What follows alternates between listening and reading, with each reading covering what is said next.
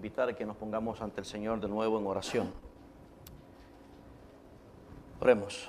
Amado Padre, nuestro bendito Señor y Dios, te damos las gracias por poner en nuestro corazón cánticos nuevos de gratitud y de alabanza por tu gran redención, por tu gran amor, indudable amor, inmerecido amor, inmensurable amor para con nosotros los pecadores. Te damos gracias porque todo en Cristo es perfecto, es obra perfecta, es completo. En Cristo, tu Hijo, nuestro Señor, todo es agradable para ti.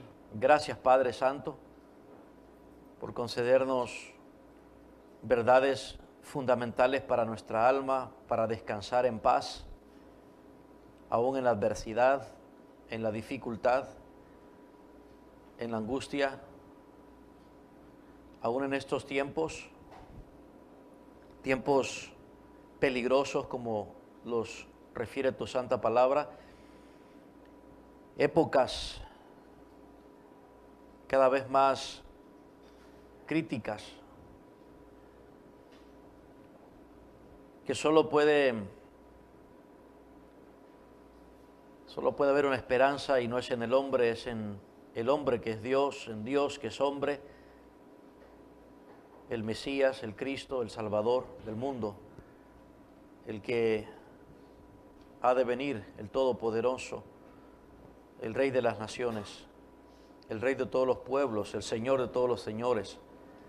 Es nuestra única esperanza viviente, alentadora, que fortalece nuestros corazones en medio de todo este caos, Señor. Acudimos a ti, oh Dios, en el nombre de tu Hijo, una vez más para escuchar tu voz, la voz de la redención, la voz de la salvación, de la santificación, la voz del Todopoderoso, de Dios nuestro Padre y su Hijo nuestro Pastor y tu Espíritu, el Consolador, el que opera en los creyentes, el autor de la Biblia, el autor de tus palabras. Señor, usa tu palabra para limpiar nuestros corazones y nuestras conciencias de maldad, de malicia, de maledicencia, de corrupción moral, espiritual, para remover todo engaño que nos ha sido puesto en la mente, toda mentira, para destruir todo ídolo que se ha levantado en nuestro corazón, el cual hemos estado adorando esta semana, para derribar todo argumento y fortaleza mental que nos ha hecho vivir obstinadamente, tercamente en contra de tu santa voluntad, para cautivar nuestra voluntad y someterla en obediencia a tus deseos, a tu voluntad, y librarnos de la esclavitud en la que nos hemos entregado durante la semana, pecando contra ti, Señor, neciamente. Haz una obra libertadora, haz liberación, Señor, por medio de tu santa palabra. Desata tu verdad, desata tu mensaje para nosotros y llévanos cautivos a la obediencia del Evangelio. Muestra tu gloria en lo gloriosa que es tu palabra. Infunde en nosotros, oh Señor, reverencia hacia ti, temor, produce amor para ti. Haznos crecer en fe, Señor, y superar la incredulidad en nuestra mente y corazón.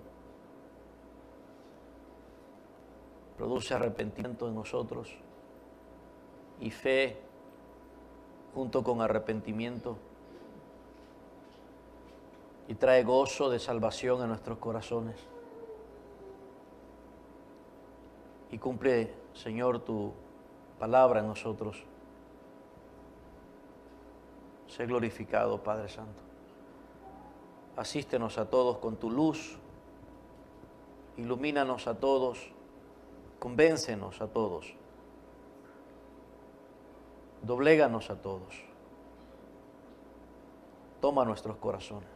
Apropiate de nuestra mente para concentrarnos, de nuestros deseos para desearte, de nuestra voluntad para escogerte, de nuestro cuerpo para someterlo, de nuestro cuerpo para servirte con nuestros miembros y hacer activa nuestras creencias y producir frutos que muestren las verdades que han sido selladas en nuestro corazón. Oh Padre Santo, no nos dejes salirnos con la nuestra, no nos dejes continuar con nuestra torpeza mental, renueva nuestra mente, no nos dejes vivir acomodados a este mundo, transforma nuestro vivir, usa tu palabra, gobierna esta iglesia, gobierna la vida de cada uno de nosotros. Lávanos por este lavamiento de la palabra, a fin de presentarnos delante de ti, santos y sin mancha, irreprensibles. Padre, es nuestro ruego, esa es nuestra oración como tus hijos, y te lo suplicamos a través de Jesucristo, tu Hijo, nuestro Salvador. Y todos decimos, amén y amén. Muy bien, amados, continuamos en esta ocasión en el libro de los Hechos, en nuestro pasaje del capítulo 2, y esta es nuestra 13ª ocasión explorando este pasaje. Hemos entonces extraído hasta la fecha 13 ocasiones, 13 sermones, diríamos así, cada uno nos ha llevado en secuencia avanzando de acuerdo a lo que el pasaje mismo nos ha guiado a hacer.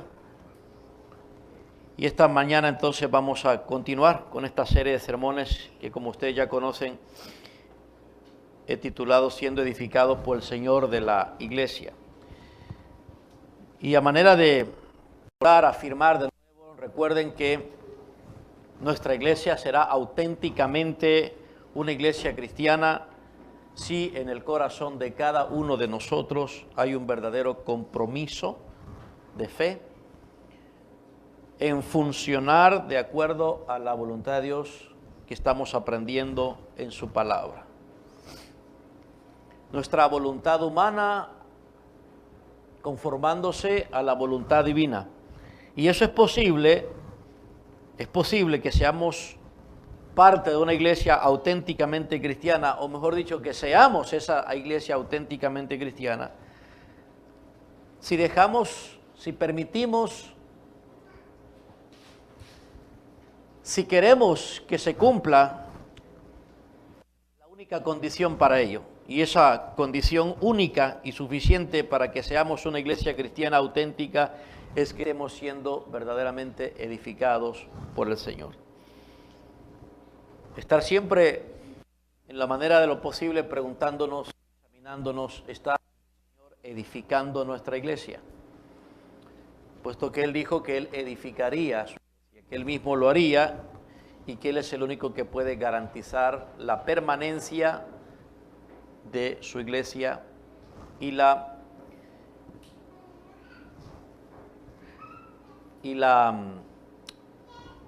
el avance exitoso de ella ante la amenaza en la que siempre se ha encontrado la iglesia de Cristo. Y eso es posible si se cumple esa condición, la esté edificando. Y edificados por Cristo, edificando la iglesia, y hemos dicho que nuestra buena y sólida acción espiritual depende, debemos confiar en la iglesia cristiana, la iglesia verdadera, es diseñada por nada en Cristo, fundada por Cristo, edificada y dotada por Cristo. Y todos pertenecemos a Cristo y a su iglesia, somos edificados por el Señor de la iglesia. Y por lo tanto somos también edificadores de la iglesia en la medida en que somos edificados por Cristo. Y eso es lo importante, eso es lo que Lucas, el doctor Lucas, trata de persuadir a Teófilo y fortalecerlo en la fe como un cristiano y fundamentarlo bien en esas creencias cristianas y en todo lo que tiene que ver con la práctica cristiana. Ya hemos dicho que la vida cristiana entonces comienza y existe de la misma forma en que la iglesia comienza y existe. Comenzamos por obra de Cristo, nos mantenemos por obra de Cristo y terminamos nuestra experiencia en este mundo, la fidelidad de Cristo. Así es con la iglesia también. Cristo salva, Cristo edifica. Esto es lo que todo discípulo debe conocer y estar instruido para discernir bien su experiencia cristiana. De modo que continuemos entonces en esta 13ª ocasión, aprendiendo lo que ya sabemos, nos enseña Hechos capítulo 2, versículos 41 hasta el 47. Leamos la palabra de Dios que dice: así que los que recibieron su palabra fueron bautizados y se añadieron aquel día como 3,000 personas y perseveraban en la doctrina de los apóstoles, en la comunión unos con otros, en el partimiento del pan y en las oraciones. Y sobrevino temor a toda persona, y muchas maravillas y señales eran hechas por los apóstoles. Todos los que habían creído estaban juntos y tenían en común todas las cosas, y vendían sus propiedades y sus bienes y los repartían a todos según la necesidad de cada uno.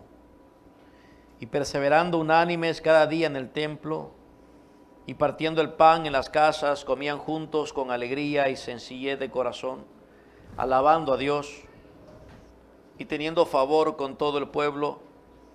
Y el Señor añadía cada día a la iglesia los que habían de ser salvos.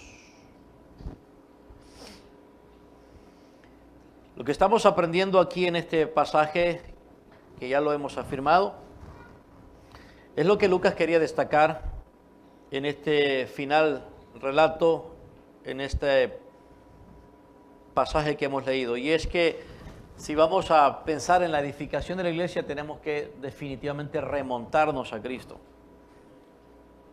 La iglesia es edificación perfecta, o la edificación de la iglesia es obra perfecta de nuestro Señor Jesucristo. No es obra perfecta de los pastores, de los obispos, no es obra perfecta de las personas, no es obra perfecta o resultado perfecto de, como ya hemos mencionado, de mano humana, de ideas humanas. Es obra perfecta de nuestro Señor Jesucristo, y Lucas quiere que Teófilo, como discípulo de Jesús, y nosotros como discípulos de Jesús, tengamos esa verdad fundamentada en nuestro corazón para nuestro quehacer cristiano, para nuestra no solo creencia, sino para que eso determine saber lo que somos, el ser nuestro y el hacer nuestro. El ser y el hacer. Entonces, si Cristo es el que edifica perfectamente su iglesia, ¿cuál es nuestro papel como cristianos? Bueno, nuestro papel como cristianos comienza por aprender cómo es que Él edifica la iglesia. ¿Cómo es que lo hace? ¿Qué es lo que debemos ver en una iglesia edificada por Él para distinguirla? Y en segundo lugar, como consecuencia de ello, nosotros que venimos a ser como los obreros de construcción, entonces ser parte de esa construcción, aprendiendo qué dice la palabra de Dios sobre la obra perfecta de Cristo y participar de esa obra perfecta de forma comprometida. Eso es lo que estamos aprendiendo. El resultado de todo eso que buscamos es comprometernos a ser un cristiano que colabora edificando nuestra iglesia de acuerdo al plan del Señor. Eso es lo que nos debe llevar a hacer esta serie de sermones, este pasaje bíblico. Lo que aprendamos en este pasaje, y ya estamos aprendiendo, nos debe estar llevando a compararnos con la enseñanza de este relato y a la vez examinarnos para experimentar corrección, renovación y transformación. De tal manera que cada uno de ustedes y yo nos comprometamos a ser un cristiano que colabora edificando la iglesia de acuerdo al plan del Señor, y para lograr eso dijimos, necesitamos conocer los componentes de una iglesia edificada por Cristo, que la distinguen de una que no la es, y eso es lo que estamos aprendiendo. Dijimos que hay 4 componentes extraordinarios que tiene una iglesia edificada por Cristo, y eso la distingue de una que no lo es. Estos 4 componentes de una iglesia edificada por Cristo son suficientes como para poder apuntar bien a una iglesia auténtica de Cristo. Y ya hemos notado que una iglesia auténtica edificada por Cristo no se basa en asuntos externos y en apariencias materiales o físicas, sino meramente en asuntos como lo que estamos aprendiendo aquí, extraordinarios. No, una iglesia auténtica cristiana no se basa en asuntos ordinarios, aunque actúa ordinariamente, pero tiene componentes extraordinarios. Y eso es lo que podemos ver en una obra perfecta de Cristo. No podemos esperar menos. Si la obra de la edificación de la iglesia es obra perfecta de Cristo, entonces, ¿qué tipo de obra podría ser? ¿Qué componentes podría poseer? No pueden ser de otra manera que extraordinarios. Y eso es lo que estamos aprendiendo entonces ahí. Ahora entonces hemos dicho, y hasta el momento hemos aprendido 3 de los primeros componentes extraordinarios que son parte de una iglesia edificada por Cristo, como para poder apuntarla, señalarla, reconocerla y distinguirla. Número 1, dijimos que una iglesia edificada por Cristo, como una obra perfecta, tiene el fundamento sólido, tal y como leemos en el versículo 41, que dice que la iglesia que el Señor produce y que el Señor edifica y que el Señor se ocupa de ella, es una iglesia de personas que reciben su palabra. El énfasis entonces de Lucas está en las personas, los que recibieron su palabra. Esa es la iglesia. Personas salvadas por la palabra de Dios. Las personas son salvadas cuando la palabra de Dios viene, como dice Efesios capítulo 1, versículo 13. El apóstol Pablo, versículo 1:12, mejor dicho, cuando dice que habiendo oído la palabra, verdad, del Evangelio, y habiendo recibido esa palabra, entonces fueron no solamente salvos, fueron sellados por el Espíritu Santo de la promesa. Entonces, donde la palabra de Dios es recibida, allí viene la salvación. Allí existe salvación donde la palabra de Dios es recibida y da fruto, por supuesto, y en este caso, entonces vemos que el fundamento sólido son personas convertidas por la palabra y como resultado, fruto de esa palabra y fruto inmediato de esa salvación es que fueron bautizados, y eso da lugar al segundo fundamento. Tiene la membresía genuina, fueron bautizados esos mismos que recibieron su palabra y se añadieron aquel día como 3,000 personas. Si usted participa, como debería hacerlo, en el evangelismo o en la evangelización de alguna persona, y cada enseñanza que usted le enseña a una persona, cada verdad doctrinal que usted enseña, cada tiempo invertido con esa persona, amigo, amiga, pariente, cada tiempo invertido a través de la enseñanza del evangelio, de la palabra, usted tiene que asegurarse que esa persona está recibiendo la palabra. Y un fruto de que ha recibido la palabra de Dios no es que le diga yo creo. No es que usted le pregunte, ¿cree esto? Eso es muy, muy superficial. Fruto de que esa palabra ha sido recibida y que la salvación ha sido producida de un modo milagroso en esa persona, es que se bautice. Se bautice como ya hemos explicado, y de la única manera en que se puede bautizar a una persona es que sea un creyente, que haya recibido la palabra y por lo tanto la palabra de Dios que produjo salvación en su alma es un alma bautizada internamente en el cuerpo de Cristo y por lo tanto debe expresar ese bautismo interno en el bautismo externo, que es en el agua, y sumergirse en el agua y tomar parte de ese simbolismo. Y definitivamente, si viene a Cristo, tiene que venir a la iglesia. Nadie que diga he venido a Cristo no puede estar sin la iglesia, tiene que venir a la iglesia. Así que si tiene personas con las que usted invierte tiempo, tiene que usted conducir a esa persona a través de estos componentes que para Lucas eran indistintos, o mejor dicho, distintivos de una obra de Dios, una obra de Cristo. Y nosotros queremos participar de la obra de Cristo. Entonces tiene la membresía genuina. Personas convertidas son personas bautizadas. Personas bautizadas son personas añadidas a la iglesia. Son personas comprometidas con la iglesia, con un grupo de personas que ya siguen a Jesús y ahora se unen para seguir a Jesús de la misma manera en que lo están haciendo. Y el tercer componente que terminamos el domingo pasado, si ustedes se acuerdan, es que una iglesia edificada perfectamente por Cristo tiene las actividades vitales. Versículo 42, esas actividades vitales están aquí mencionadas: y perseveraban en la doctrina de los apóstoles, en la comunión unos con otros, en el partimiento del pan y en las oraciones. Ahí están las 4 actividades, las pudimos enumerar, las pudimos entender una por una.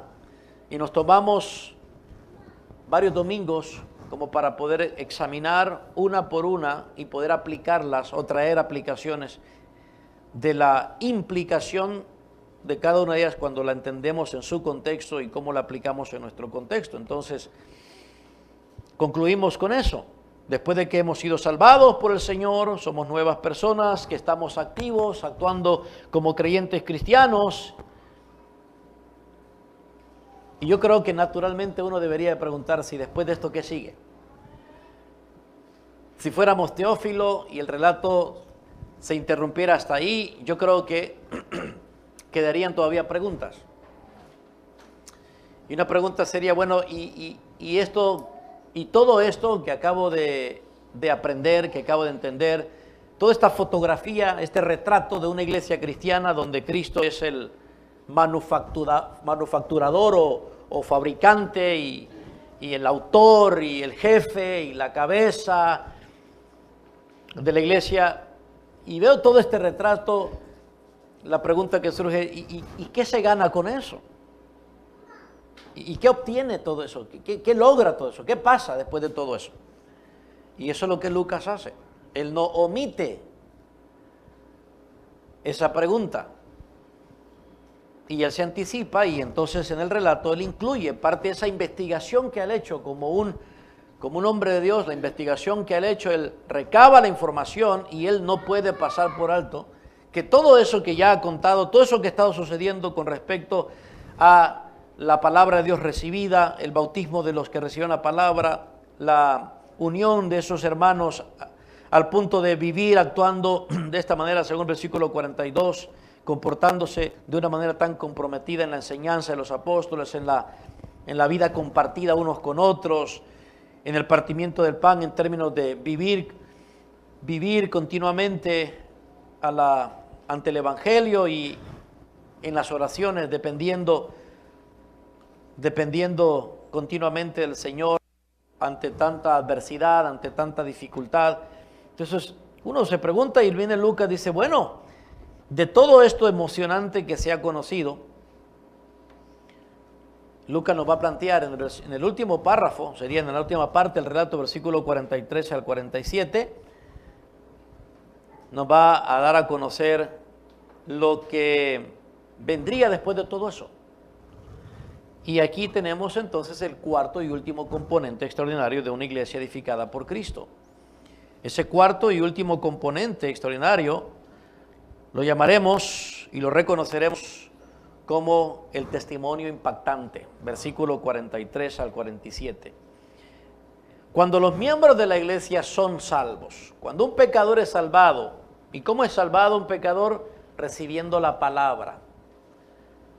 Recibe la palabra de Dios, y esa palabra de Dios está centrada en Cristo. No es un mensaje de autoestima o de motivación personal, sino que es un mensaje al pecador. La palabra de Dios es un mensaje que el primer ingrediente que tiene el mensaje de la palabra de Dios es condenatorio. Condenatorio.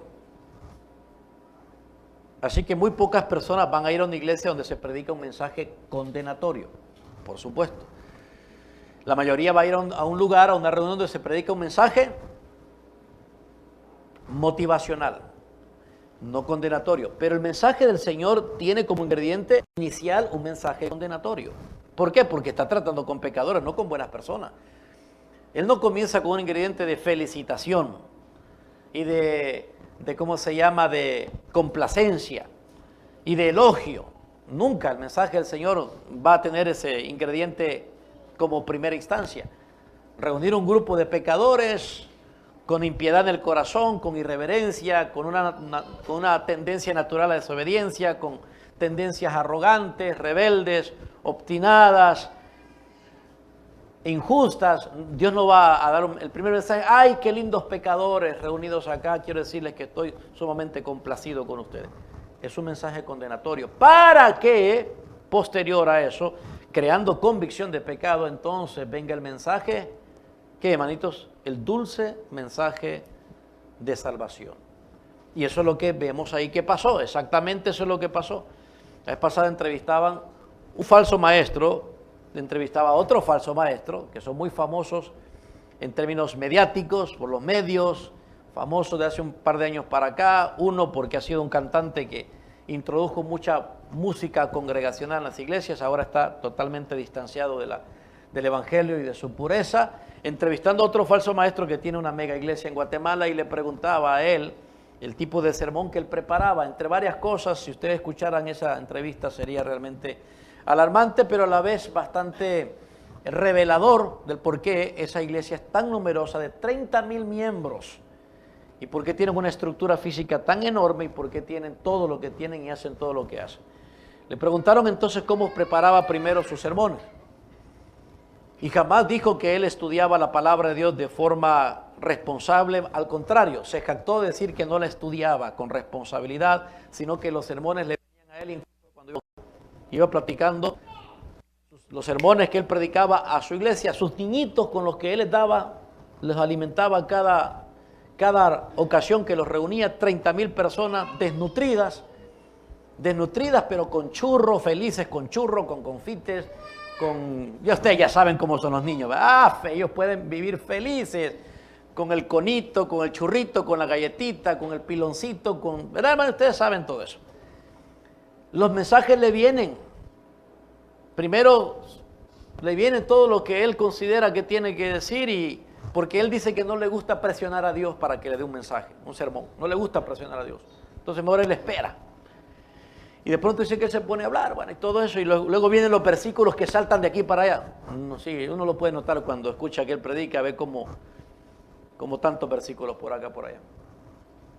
Pero algo más bastante alarmante es que él dice que él no predica doctrina.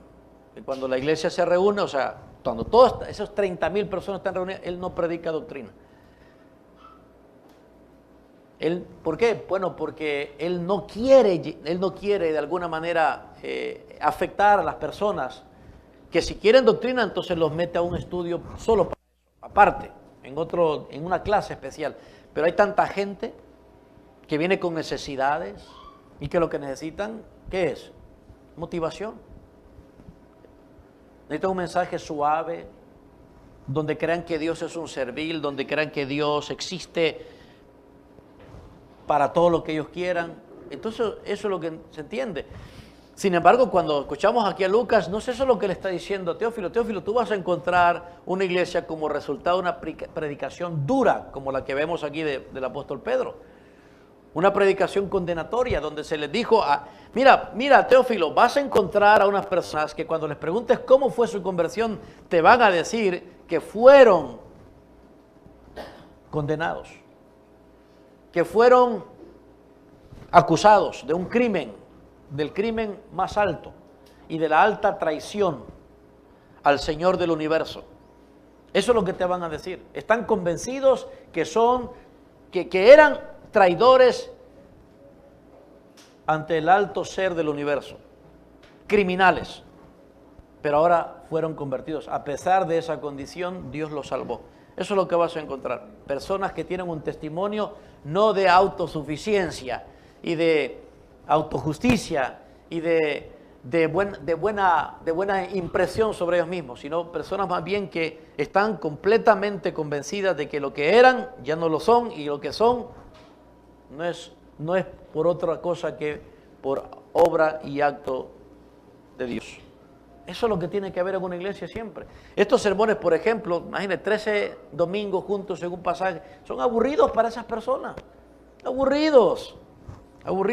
Y como a mí eso no me perjudica, porque como yo no hago esto porque me dan pisto, ¿verdad? Ni porque me regalan carros, porque ahí se estaba diciendo que le regalaban carrotes y tiene avionzotes, y yo a duras penas tuve carritos de esos de juguete. Aviones nunca tuve. Eso no importa, ¿verdad, hermanos? No importa. Dice la palabra de Dios, de acuerdo a lo que Lucas está planteando aquí, mira, la iglesia es una composición de salvos que han recibido la palabra de Cristo, que han sido bautizados uniéndose a los demás hermanos, y cuando están comprometidos con el Señor y su iglesia, actuando como cristianos, hay algo que sucede como resultado de todas estas cosas, Teófilo.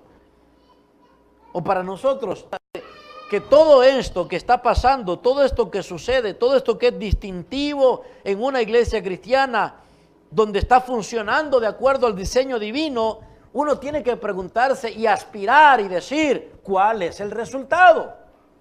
¿Cuál es el resultado? ¿Qué se puede esperar? Y aquí viene, la respuesta es la siguiente: lo que se puede esperar con componentes extraordinarios como estos que tenemos aquí en la palabra de Dios es un testimonio impactante. ¿Qué otra cosa puede ser sino un testimonio impactante? Todo lo que sucede en la iglesia edificada por Cristo es la obra sobrenatural del Señor, y todo entonces lo que resulta es la obra sobrenatural del Señor. Esto es muy importante que lo entendamos. ¿Cómo es que aquellas personas que eran inconversas, criminales, a las que el apóstol Pedro en su sermón señala y acusa de haber crucificado al Señor?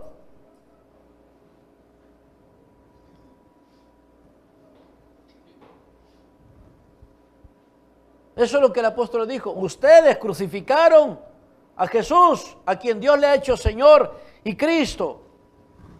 ¿Cómo se podían convertir? ¿Cómo podían responder bajo sumisión y espanto y cómo se llama, y aflicción de corazón? Y como dice aquí el versículo 37, responder con compunción de corazón, con un dolor interno, un corazón atravesado. ¿Cómo? Si muchos de ellos, si no la mayoría, habían estado frente a la cruz, frente a Jesús crucificado, y muchos habían sido más bien personas que habían contemplado el espectáculo, insensiblemente miraron cómo Él llevó en ese camino de la pasión, cómo llevó el madero y cómo fue luego crucificado y levantado, y ahí insensiblemente, y todos convencidos que este no era más que un hombre, y uno que quizás fue profeta, pero nada más, y otros lo acusaban de ser un falso profeta. ¿Y cómo es posible que de la insensibilidad se convirtieran en amantes del Cristo a quien ellos habían crucificado? En el sentido de que ellos habían aprobado su crucifixión, habían gritado diciendo, crucifícalo, crucifícalo. ¿Cómo es posible, hermanos? ¿Cómo es posible que de un momento a otro alguien cambie de parecer en cuanto a Jesús? ¿Cómo es posible? Solo es posible mediante un acto milagroso. Solo es posible de la misma manera en que leemos en los evangelios que Jesús es crucificado junto con dos malhechores. Y los dos se burlaban de Jesús. Ambos decían cosas que ridiculizaban a Jesús. Y de pronto Lucas en su relato, paralelo a los otros evangelios que narran este evento de la crucifixión de Jesús con esos dos criminales, Lucas, que es el mismo escritor de este libro, nos da a conocer una reacción que uno no se esperaría eso. Mientras en esa mañana, hasta principios de la tarde, Jesús está acompañado de dos de sus enemigos, que están incluso moribundos, agonizando, y aún así son capaces de sátira, sarcasmo, burla, insulto, de odio contra el Hijo de Dios. Y Lucas dice que de pronto uno, o sea, en un lapso muy breve de tiempo, mientras era participante, era del mismo músico, acompañaba con la misma música al otro, me imagino uno decía, sí, le mandaba el primer venenazo a Jesús con su boca, ese moribundo, y el otro le respondía a ver quién de los dos era más perverso. Pero de pronto, dice Lucas, uno reprende al otro, y le dice, mira, nosotros es justo que estemos aquí, somos criminales, pero este ningún mal hizo. Y por si no fuera suficiente, viene y se vuelve a Jesús. Y en los últimos minutos de su muerte, su única esperanza se abre, la puerta de la esperanza, y dice la palabra de Dios que este que había estado ridiculizándose de Jesús, diciendo cosas en contra de Jesús, le pide a Jesús, le ruega a Jesús que se acuerde de él cuando entre en su reino. De pronto reconoce la belleza de Jesús, la naturaleza, y puede ver más allá de un ser crucificado, y ve ahí al Mesías, al enviado de Dios, el que aunque está allí vencido, es vencedor, y confiesa lo que Pedro en una circunstancia mejor que él confiesa: tú eres el Cristo, el Hijo del Dios viviente, dijo Pedro. ¿Se acuerdan? Cuando Jesús preguntó, ¿quién dicen las personas que soy yo? ¿Qué creen? ¿Se acuerdan de eso, hermano? Y que Pedro responde, tú eres el Cristo. Y Jesús le dice, bienaventurado eres Pedro, porque no te lo reveló carne y sangre, sino mi Padre que está en los cielos. Y es que acaso solo con Pedro ocurre eso. Con todos los pecadores ocurre esa bienaventuranza, que cuando creemos en el Hijo de Dios como el Hijo de Dios Salvador, en su perfección y belleza única, un acto de bondad divina, inmerecida. Amados, una acción de gracia se acaba de llevar a cabo. Dios nos hace ver a Cristo y nos da tal revelación que podemos decir, tú eres el Cristo, el único enviado de Dios, el único Salvador de los hombres, en quien yo puedo entregarle mi alma para el perdón de mis pecados y la salvación de mi alma. Pues ese malhechor hizo eso. Dios hizo lo mismo que hizo en Pedro y confesó y fue salvado y fue perdonado. Entonces uno se pregunta, ¿cómo es que sucedió la conversión de estas personas también? Cuando Pedro los acusa, dice, ustedes son parte de aquellos que crucificaron a Jesús, a quien Dios le ha hecho Señor y Cristo. ¿Cómo es posible? De la misma forma, hermano, como toda conversión, milagrosa. Entonces, cuando llegamos aquí al versículo 43 y el apóstol y el doctor Lucas declara diciendo, sobrevino temor a toda persona, no es para menos. No es para menos todo lo que se está viendo que sucede en la vida de estas personas, que era conocido por toda la comunidad en Jerusalén. Todos sabían quiénes eran estos antes y ahora lo que son. Miren lo que está sucediendo con estas personas que recibieron el mensaje que predicó el apóstol Pedro. Mira, se están bautizando y se han bautizado. Mira, se han unido a la iglesia y se están uniendo. Mira, están perseverando en cuestiones cristianas. Mira, están comprometidos unos con otros. Mira todo lo que está pasando. Mira cómo se están comportando. Mira los cambios que están existiendo. Entonces uno se pregunta, ¿y qué pasa después de todo eso? Asombro. Asombro. Hay un testimonio impactante. ¿De qué? De que esta es obra divina. ¿Qué está pasando aquí? Este tiene que ser Dios, vos. Este tiene que ser Dios. Mira lo que está pasando. Esta es obra sobrenatural de parte de Dios. Así que el testimonio de la iglesia que estaremos observando, resumido aquí por Lucas, el testimonio de la iglesia es consecuente con la obra perfecta de edificación que el Señor realiza. En otras palabras, si Cristo es el que está edificando la iglesia, ¿qué tipo de resultado se podría esperar ver? Un resultado sobrenatural, porque Él, desde el inicio, hace que una persona pecadora sea un seguidor de Él, un convertido por obra sobrenatural. Todos los que somos cristianos y seguimos a Jesús hemos experimentado un milagro, y es el milagro más importante. Aunque no experimentemos el milagro de la sanidad corporal y física en esta vida, tenemos el milagro más importante, el milagro que realmente importa. Todos, sobrenaturalmente.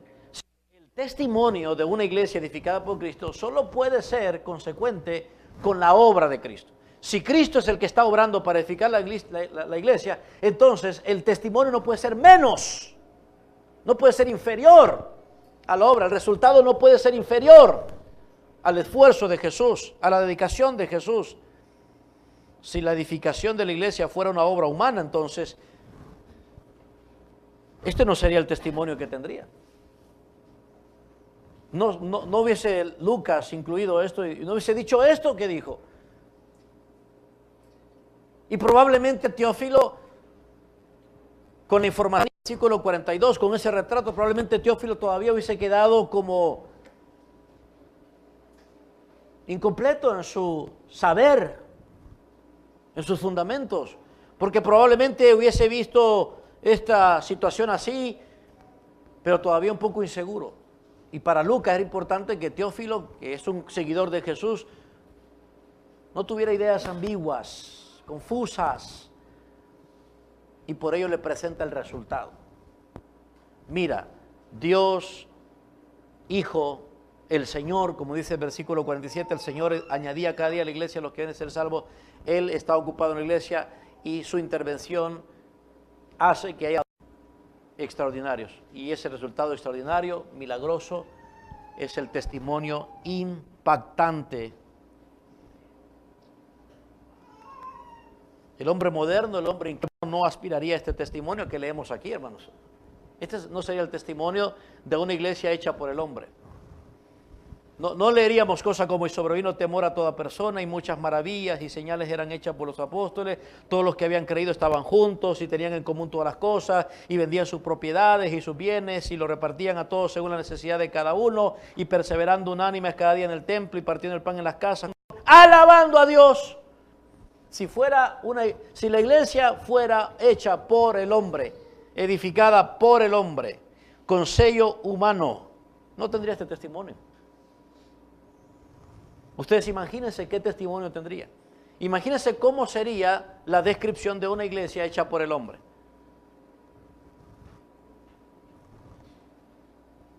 No tendría este testimonio, ni siquiera aspiraría a este testimonio, no desearía este testimonio, porque este testimonio impactante no es sobre apariencias, tal y como nos gusta a nosotros funcionar. Porque este testimonio impactante no es sobre asuntos externos, tal como a nosotros nos gusta lo externo. Porque este testimonio impactante no es sobre logros humanos, porque nos gusta el reconocimiento de nuestros logros, nos gusta la alabanza de los hombres, nos gusta destacar, nos gusta impresionar. No sería este testimonio impactante, porque no es sobre logros humanos. No sería un testimonio impactante, porque no es sobre la autoestima humana, es sobre la autonegación. Personas negándose a sí mismos a vivir una vida cómoda, complaciente, negándose a vivir una vida para sus propios placeres y deleites, para sus propios deseos y sueños, para sus propios planes individuales. No tendría este testimonio. Entonces es normal y es natural y es consecuente que Lucas diga: Teófilo, y todos nosotros como discípulos, tienes que conocer el impacto de toda esta obra divina en estos pecadores, como los que vas a ver reunidos en su nombre. Así que tenemos aquí el testimonio de un grupo de personas salvadas divinamente, unidas divinamente y transformadas divinamente. Todo el testimonio de la iglesia da testimonio ¿de quién? ¿Da testimonio de quién, hermanos? Del Señor. Así que cuando hablamos de un testimonio impactante, si bien es cierto aquí nos referimos al testimonio impactante de la iglesia edificada, es, por encima de todo, el testimonio del Señor. Y yo creo que eso es justamente lo que Lucas quiere que Teófilo note. Lucas le dice a Teófilo: Teófilo, Cristo no está físicamente presente, pero lo verás espiritualmente presente. En la iglesia verás a Cristo. Eso es lo que le está diciendo. En la iglesia verás a Cristo.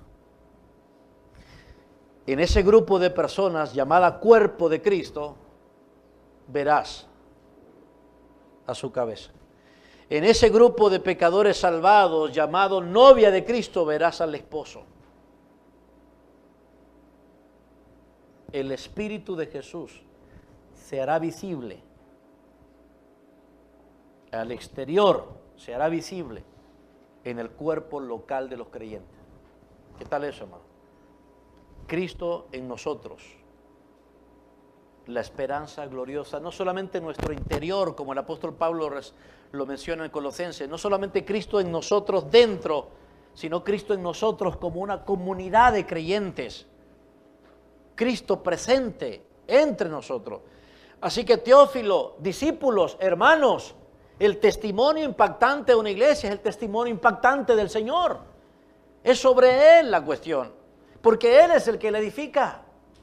Así que no es una cuestión de qué testimonio damos nosotros para nuestra propia gloria, de lo que somos y competimos con otra iglesia local. No. Si estamos siendo edificados por el Señor de la iglesia como una obra perfecta, teniendo estos componentes, fundamento sólido, membresía genuina, actividades vitales, no es que vamos a superar a otra iglesia local, es que vamos a ser uniformes en ese sentido. Porque esta iglesia local, en tal lugar, si es en Choloma, San Pedro, si es en otra parte del país, si en otra parte del mundo, tiene los mismos componentes que otra que está allá a la distancia. ¿Qué significa? Cristo se está viendo aquí, se está viendo aquí, se está viendo aquí, se está viendo aquí, se está viendo aquí. ¿Y sabes qué? Ninguna iglesia local proyecta una imagen de Jesús distinta la una de la otra, es igual. Es el testimonio de que Cristo está vivo, resucitado, aunque no está físicamente aquí con nosotros. Es una comunidad de personas cristianas que son totalmente diferentes a cualquier otro grupo religioso. Su Salvador está vivo. Muéstramelo, muéstramelo, muéstramelo. Muéstramelo. Es a través de esta proyección de personas salvadas. Eso es lo que somos, hermanos. Eso es lo que somos. No menos. Y no puede haber más que eso. Es lo que somos.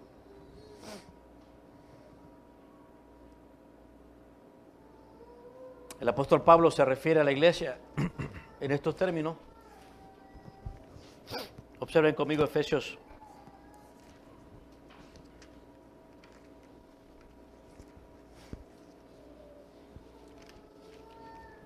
capítulo 1.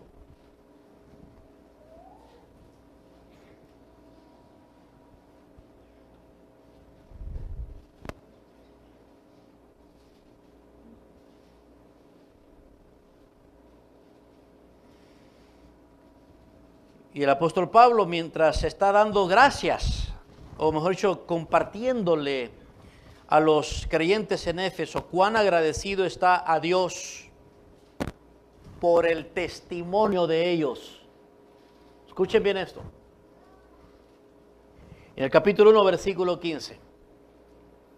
El apóstol Pablo redacta ahí un pensamiento y en este párrafo le dice a los hermanos en Éfeso: estoy tan, pero tan agradecido, conmovido, impactado por el testimonio de ustedes.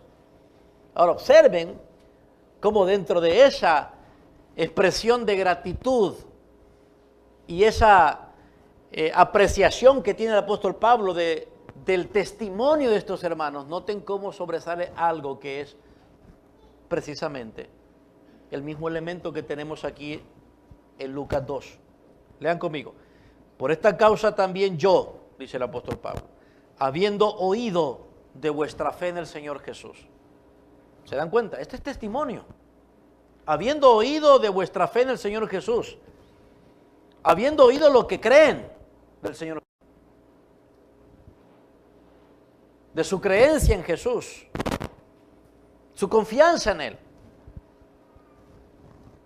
Y de vuestro amor para con todos los santos. Mire cómo aquí el apóstol Pablo resume básicamente lo que Lucas desarrolla en términos de relato.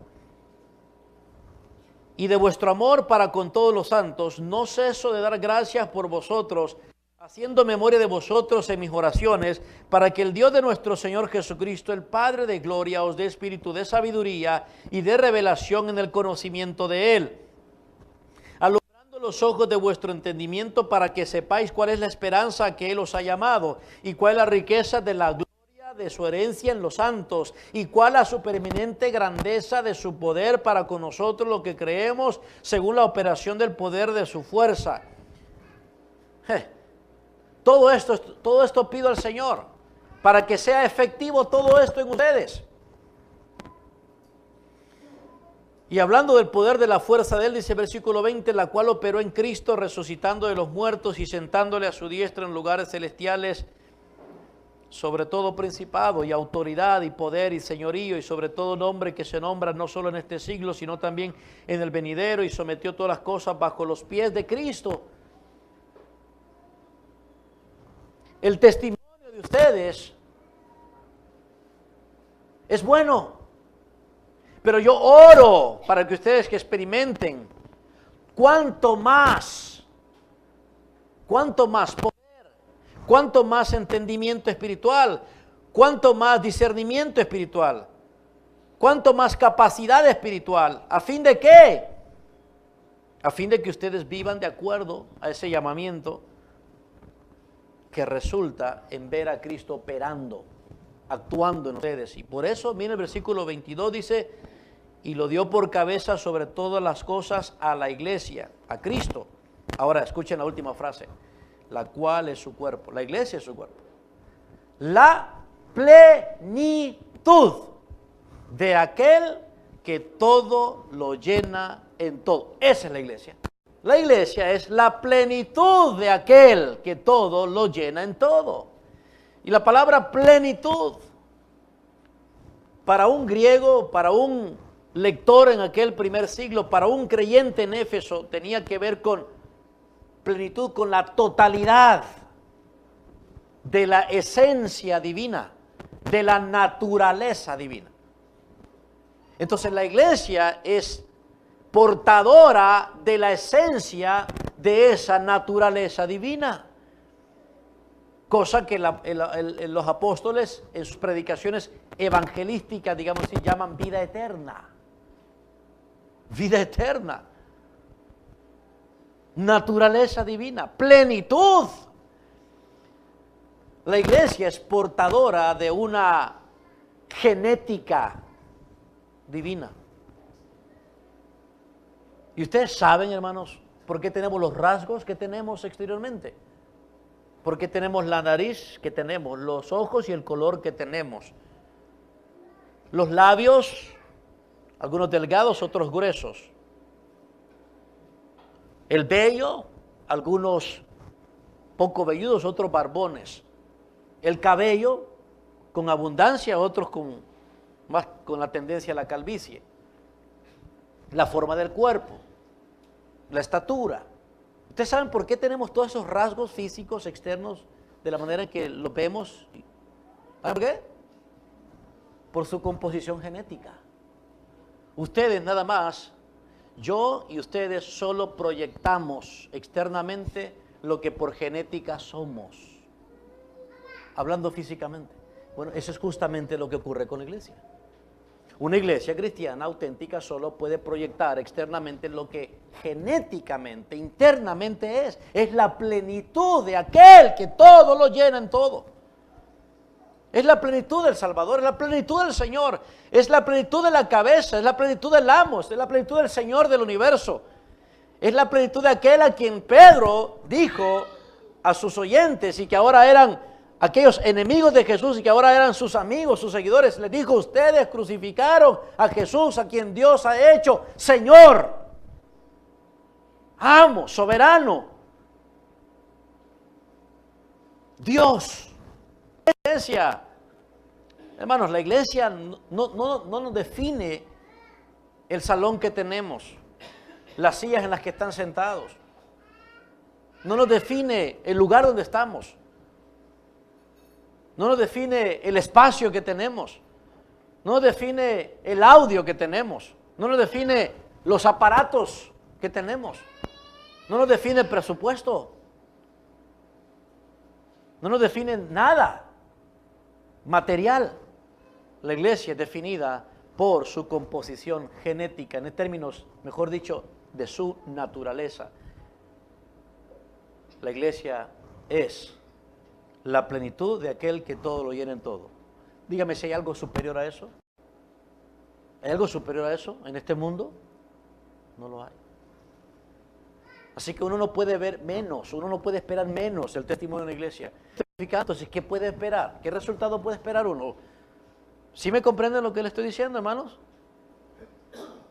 ¿Qué podemos esperar? ¿Qué resultado deberíamos estar viendo, anhelando, deseando, buscando? No podemos conformarnos con el testimonio que le agrada a los hombres. Y no podemos decir, este es un testimonio impactante. Oh, tenemos un testimonio impactante. Cuando no se acerca ni siquiera a los tobillos de lo que vemos en este retrato de Hechos capítulo 2, amados. Ahora, es importante identificar o reconocer esto.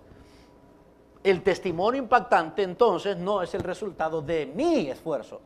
No es el resultado de mi dedicación. Es el resultado de la obra del Señor Jesucristo.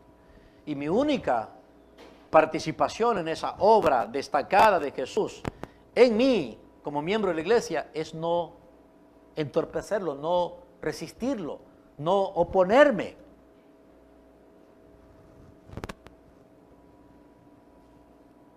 Entonces, todo el testimonio de la iglesia da testimonio de Dios, porque la iglesia es la plenitud de Él.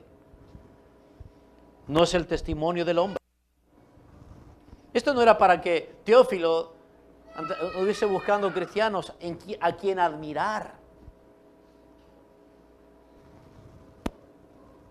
sino encontrarse con cristianos para alabar a Dios por su obra en ellos. Una obra salvadora, santificadora, transformadora. El testimonio impactante de la iglesia es sobre la gloria de Dios. Este es el testimonio al que debemos aspirar y este es el testimonio que debemos tener como miembros de esta iglesia. Hay quienes no quieren tener un compromiso, pero quieren un compromiso con Cristo. No funciona así. No pasa eso nunca así. Un compromiso con Cristo se exterioriza, se mira, se hace real, se convierte en un hecho, de la creencia al hecho. Un compromiso con Cristo se mira con un compromiso con la iglesia. El que retrocede con el compromiso de la iglesia, ya retrocede en su compromiso con Cristo. El que está inseguro en cuanto a su compromiso con la iglesia, está inseguro en cuanto a su compromiso con Cristo, porque la iglesia de Cristo es la plenitud de aquel que todo lo llena en todo. Todo lo llena. No vengo a Cristo. Y por eso en el primer siglo los primeros cristianos entendían esto, que venir a Cristo era venir a la iglesia. De modo que incluso muchos de ellos sabían que no había salvación fuera de la iglesia. No hay salvación fuera de la iglesia. ¿En qué sentido? Bueno, ellos la iglesia es la que salvaba. Pero ellos sabían, no puede haber salvación fuera de la iglesia. No puedo ser una persona salva y mantenerme fuera de la iglesia, no puedo. Porque inmediatamente cuando yo soy salvado, soy introducido a la iglesia, espiritualmente hablando, soy bautizado junto con todos en el mismo cuerpo, de acuerdo a lo que el apóstol Pablo supo también recordar a los corintios en 1 Corintios 12. Y todos hemos bebido del mismo espíritu y todos hemos sido sumergidos al cuerpo. Entonces, no hay salvación fuera de la iglesia en ese sentido. No como la iglesia católica, ¿verdad? Que dice que está en ellos. Y que el que no está en la iglesia católica no es salvo. No, no es eso a lo que me refiero.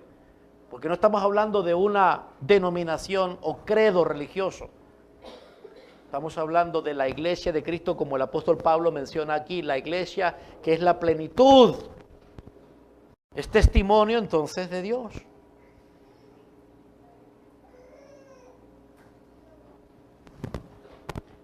Y nosotros ya sabemos cómo es posible tener un testimonio impactante. Hablando de resultado, dice Lucas, versículo 43, y sobrevino. ¿Notan ustedes esa pequeña e insignificante palabrita? Hay por lo menos dos palabritas de unión en el texto griego que son utilizadas en la narrativa bíblica para darnos un sentido de secuencia. Y muchas de ellas están aquí precisamente, pero hay dos maneras de expresarlo. Una que es un i normal, común y corriente como nuestro i. En el griego, no acostumbro decir palabras en griego, pero es la palabra kai. Pero hay otra palabrita en la narrativa que se presta para este tipo de redacciones y es dei, que también se traduce aquí como i. Mientras que nosotros venimos leyendo el versículo 41, frecuentemente la unión entre un suceso y el otro, para darnos sentido de secuencia, la naturaleza de una secuencia. Por ejemplo, esos que recibieron, esos mismos se añadieron y perseveraban. O sea, en otras palabras, consecuentemente lo uno con lo otro iba sucediendo, dice Lucas. Pero cuando llegamos al versículo 43, ya no es una simple secuencia, sino un resultado. Es un resultado de toda la secuencia, de todo lo que acontece, de todo lo que sucede. Este es un resultado. Otra forma entonces de traducirlo sería el versículo 43. Y como consecuencia de todo esto, sobrevino temor a toda persona. Lo que está diciendo Lucas es que como resultado de un fundamento sólido, como resultado de una membresía genuina y como resultado de las actividades vitales, aquí tienes un testimonio impactante. Y ese testimonio impactante es sobre Cristo, es sobre Jesús. Obviamente lo ves en la iglesia, pero lo ves en la iglesia porque es Jesús presente en la iglesia. Es el Espíritu de Cristo presente en la iglesia. Y así es como entonces llegamos aquí al final del relato, un final extraordinario, impactante, pero además desafiante. ¿Saben por qué es desafiante el final? Del versículo 43 al 47, porque desafía todo criterio de iglesia que tenemos.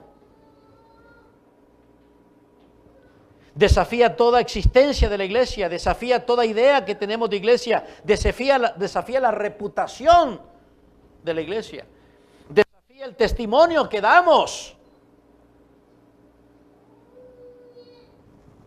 desafía el testimonio que tenemos nosotros de nuestra iglesia. Así que lo que se viene a continuación de este domingo y los que vienen, hermanos, es estar poniendo la atención a unos aspectos que tenemos aquí que sobresalen en el testimonio impactante de la iglesia edificada por Cristo.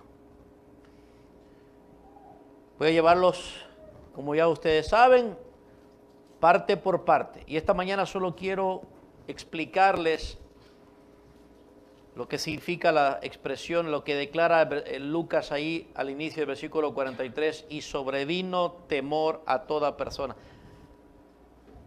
Quería que ustedes relacionaran primordialmente que el testimonio impactante es el testimonio de Cristo presente en la iglesia. Eso es lo primero que quería, hermanos, dejarlo bien claro en ustedes. El testimonio en la iglesia es glorioso porque quien se ve actuando y presente es glorioso. Eso es lo primero y fundamental. Y si tenemos eso como claridad, con fundamento, entonces veremos qué natural es ver y entender el testimonio impactante como lo relata aquí Lucas. Versículo 43 dice: sobrevino temor a toda persona. Eso es todo lo que vamos a ver hoy.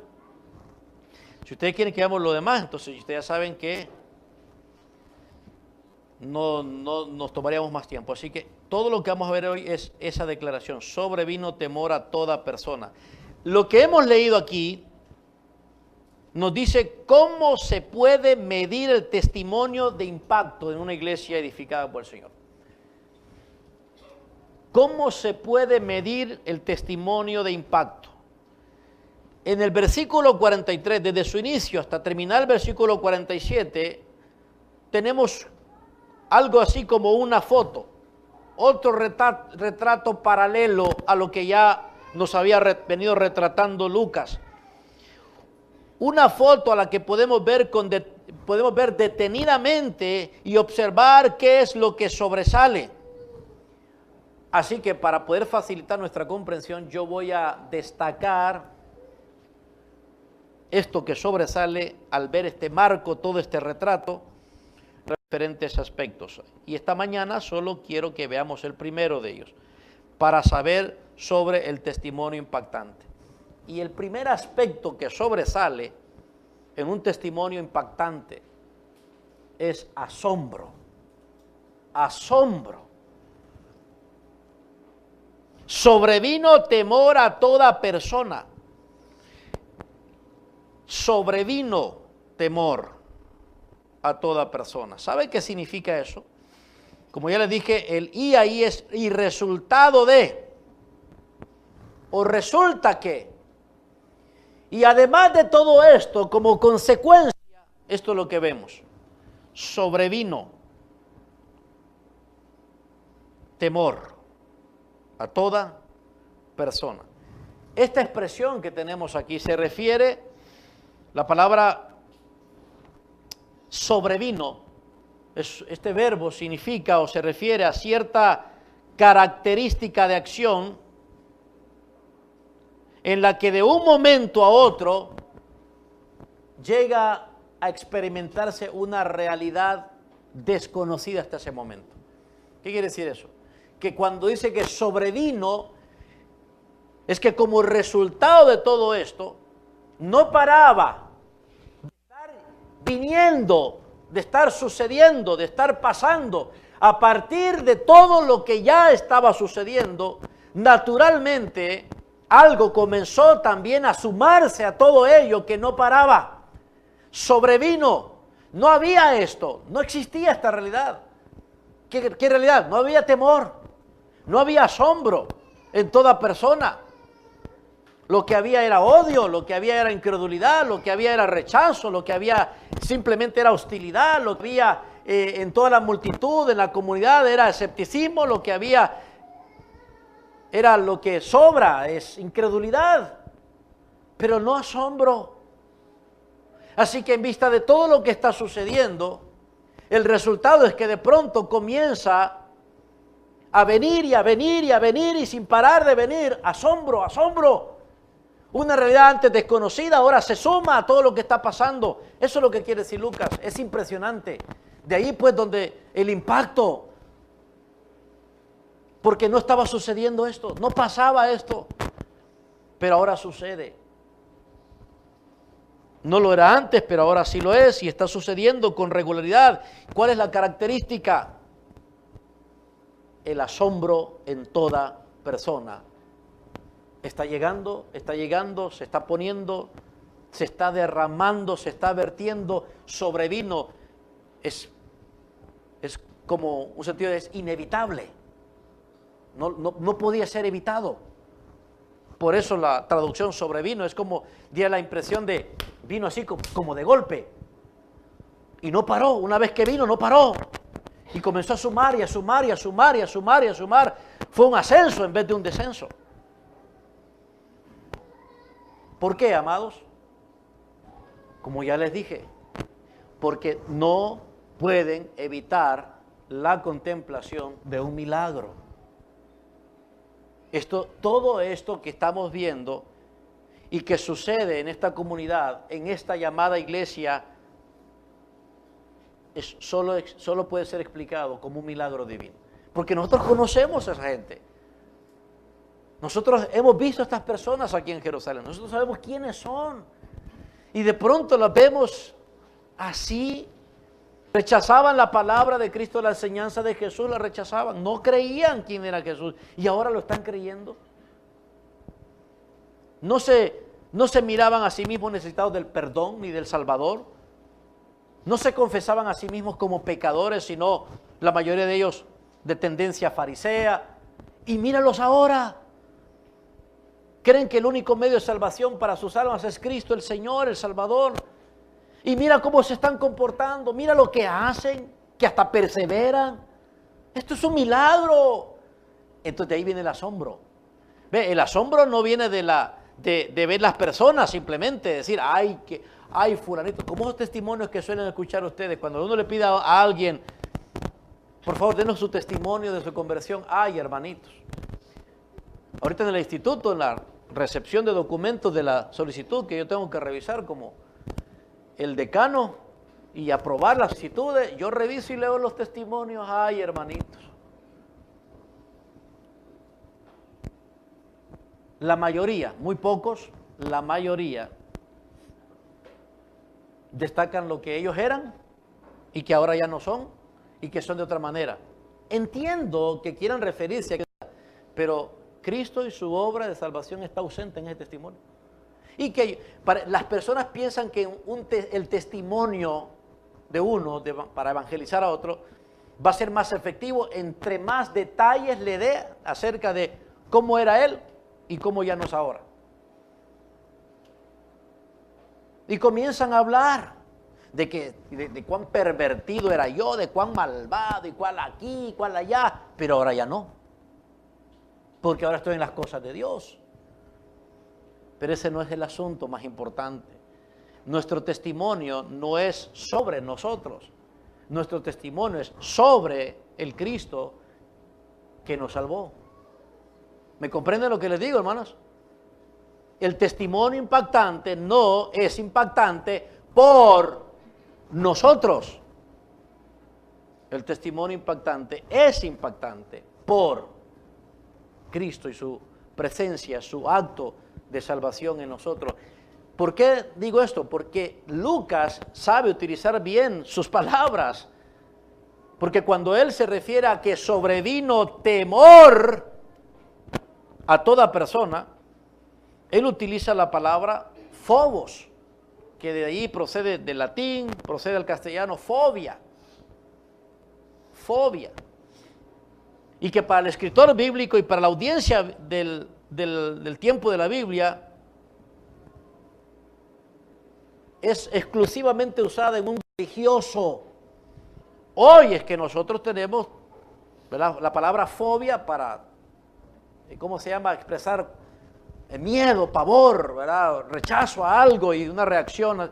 Ay, soy fóbico, padezco de fobia y todo eso. Pero en el contexto religioso, o mejor dicho, en la audiencia bíblica, esa palabra solo tenía un uso significativo en el contexto religioso.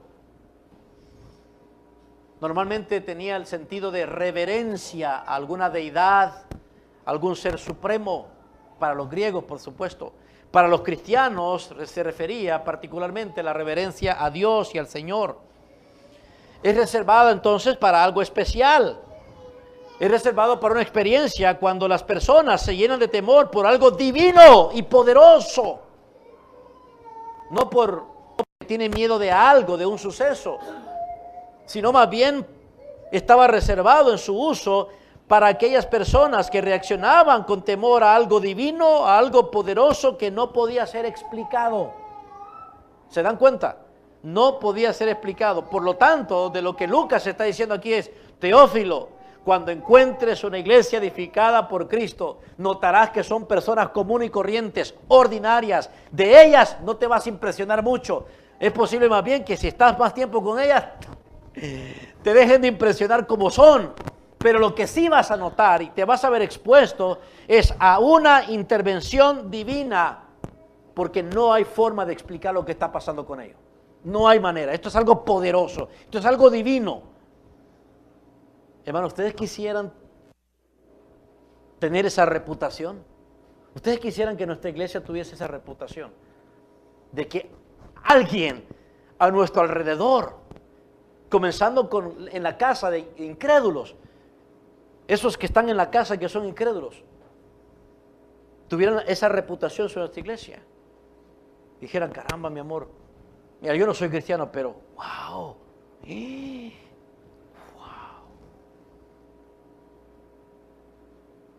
aunque sigan siendo incrédulos, porque también eso es lo que Lucas tampoco está diciendo, que esos que tuvieron temor eran creyentes, pero es la reacción natural ante la contemplación y ante el testimonio de algo que están viendo que no puede ser explicado en términos naturales. ¿Ustedes quieren que sus parientes y amigos tengan un bajo concepto de la iglesia de Cristo. No de nuestra iglesia solamente, sino de la iglesia, y nosotros representamos una de las muchas iglesias locales de Cristo que tuviesen un bajo concepto de iglesia.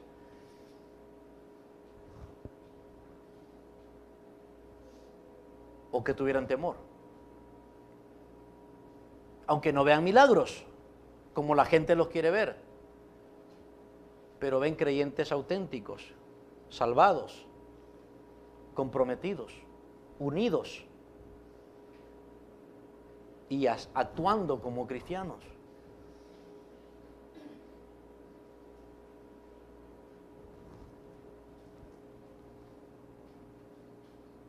En cuanto al testimonio de aquella iglesia en Jerusalén, se nos dice que hubo una reacción masiva. Toda persona, no unos cuantos, toda persona de adentro de la iglesia, los mismos creyentes que habían sido salvados por creer en la palabra, estaban con temor, pero particularmente diría yo los de afuera, los enemigos, los que todavía eran incrédulos, los escépticos, los que todavía se mantenían siendo incrédulos, a pesar de su incredulidad, no podían obviar lo asombroso, lo extraordinario, lo impactante, lo impresionante de una comunidad o de un grupo de personas juntas, unidas, que perseveraban en estas cosas. Asombro, admiración, y de ahí se deriva el respeto, hermanos, el respeto. No un miedo en el sentido de, ay, no, esa iglesia, a mí que me da miedo ahí porque, cuando llego ahí es una locura, no se entiende nada, viera todo el mundo tirado en el suelo ahí, ay, no, a miedo me da ir a esa iglesia ahí. No es ese miedo de que se ve la gente vomitando y las otras poniendo la mano y las otras saltando y toda esa locura que hoy en las iglesias disque cristianas. Eso no es el temor que se debe producir. No son esos medios ficticios, fingidos. No es el temor por un espectáculo, como cuando una persona llega a esa iglesia, ay, no, ay, wow, qué asombro. ¿Por qué? Porque mira cómo sale humo del altar. Y son esas máquinas de humo que se usan en los escenarios con los artistas. No. Este no es un asombro fingido. Este no es un asombro producto de la intervención humana. Sobrevino. Bien, llegó a ellos algo que humanamente no era posible y no podía ser resistido. Sobrevino. Esta no es una acción humana, es algo pasivo. Sobre ellos está viniendo algo que viene a alterar toda su realidad, toda su existencia, toda su experiencia. Algo comienza a suceder que antes no estaba pasando. Comienzan a reconocer algo que no estaba sucediendo, porque es divino, es poderoso. Hermanos míos, nosotros podemos seguir teniendo las instalaciones que tenemos, podemos seguir siendo, o sea, estando como estamos. Probablemente nunca lleguemos a tener las instalaciones de esas mega iglesias de allá del apóstol tal, pero para poder causar asombro no necesitamos nada de eso. No necesitamos nada de eso.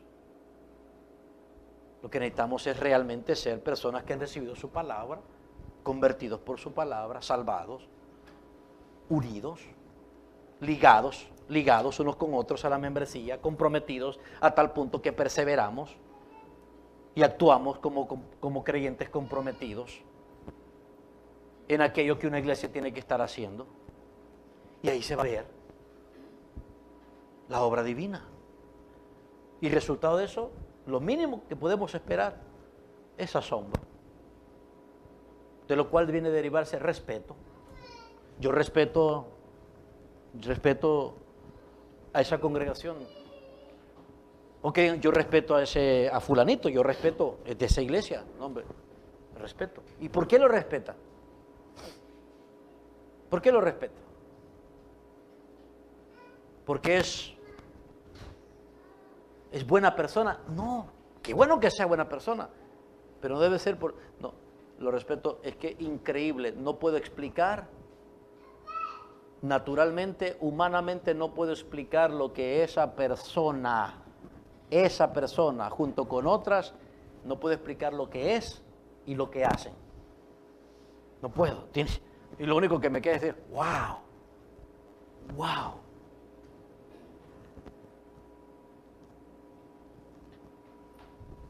Y es que no puede ser menos. Miren, en cada milagro que Jesús hizo, que para los judíos se fueran eran señales, en cada milagro donde Jesús reveló su deidad, donde Él expresó su naturaleza divina, donde Él se manifestó como Hijo de Dios,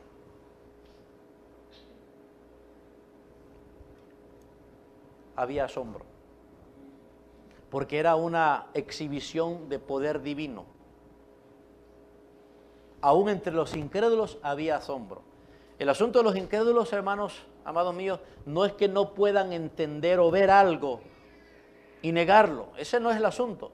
Es que aún habiéndolo visto y habiéndoles impresionado todavía, su problema de incredulidad no es por falta de evidencias y de hechos. Es un asunto moral e interno que requiere de un milagro también.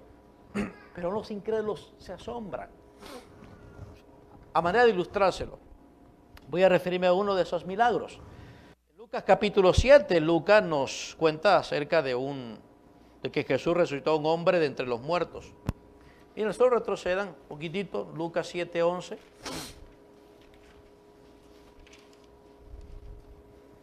Lucas 7:11 dice, aconteció después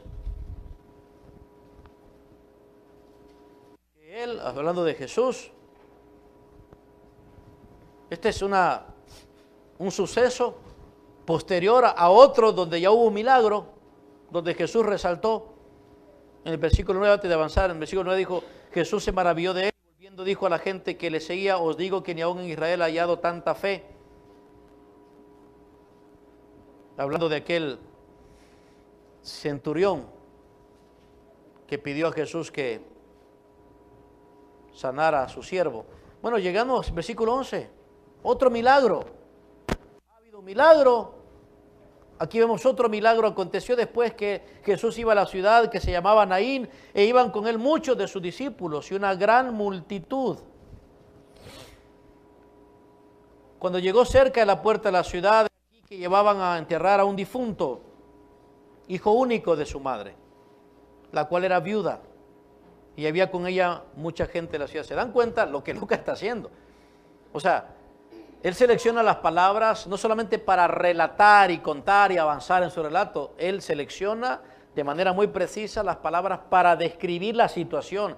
Estamos hablando de una situación bastante dramática. No solamente es que ha habido muerto, sino lo que eso implicaba y representaba para aquella madre. Es algo dramático. Y cuando el Señor la vio, se compadeció de ella y le dijo, no llores. Y acercándose tocó el féretro. Ni siquiera el cuerpo, sino el féretro. Y los que lo llevaban se detuvieron y dijo, joven, a ti te digo, levántate. Entonces se incorporó el que había muerto y comenzó a hablar y lo dio a su madre. Y todos tuvieron fobos. Aquí lo tradujeron miedo, pero la misma palabra en Hechos 2, temor. Temor. Asombro. Y glorificaban a Dios diciendo, un gran profeta se ha levantado entre nosotros y Dios ha visitado a su pueblo, y se extendió la fama de Jesús por toda Judea y por toda la región de alrededor. ¿Se dan cuenta? Y así sucesivamente, hermanos, por cuestión de tiempo, que no les va a gustar si me tomo más tiempo, pero cada relato bíblico donde hay un milagro, bueno, no todos, pero en la mayoría donde hay un milagro de Jesús, va a haber esta reacción. Y no es para menos. ¿Por qué? Porque fobos o el temor es la reacción natural de una criatura ante una intervención divina. Es lo que caracteriza a una experiencia humana a la luz de una manifestación divina. Esta es manifestación divina. Aquí Cristo manifiesta que Él es el Hijo de Dios y Lucas lo resume en la respuesta de la gente diciendo, un gran profeta se ha levantado, Dios mismo ha visitado su pueblo. Este es el profeta. Este es el profeta de Dios.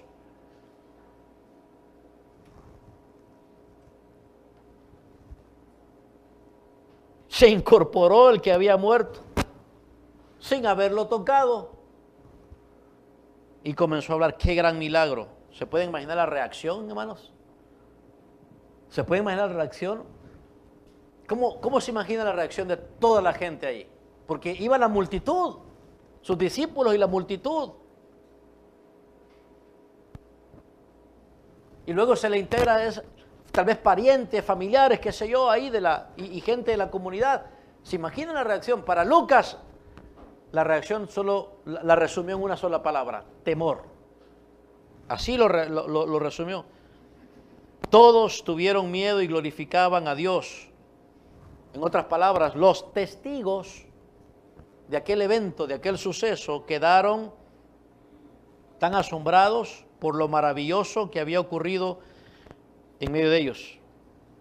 Amados míos, de forma similar debemos aspirar que eso suceda con nosotros. Debemos anhelar eso.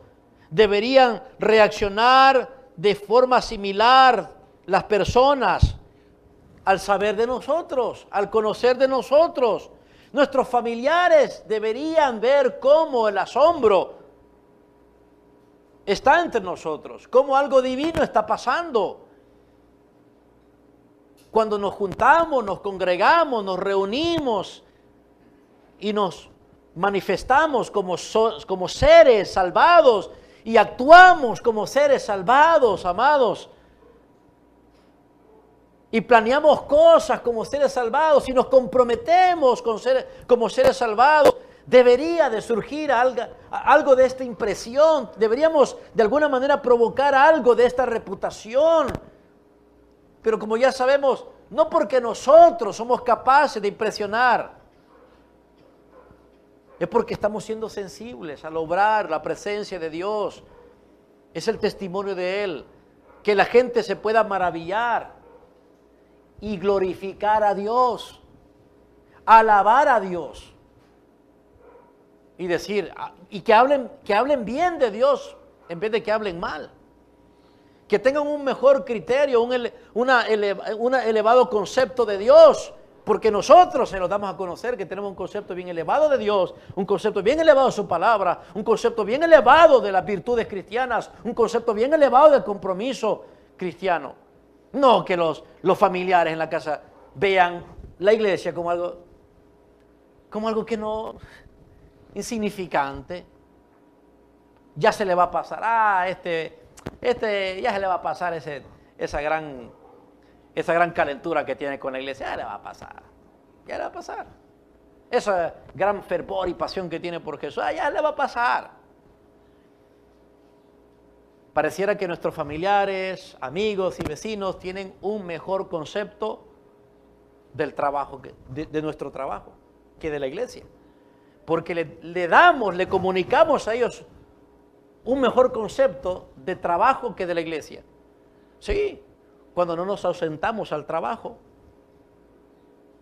¿me entiende lo que le digo? No nos ausentamos al trabajo, pero sí nos ausentamos a reunirnos con la iglesia. No nos ausentaríamos del trabajo por cumpleaños con la familia, ¿verdad, hermanos?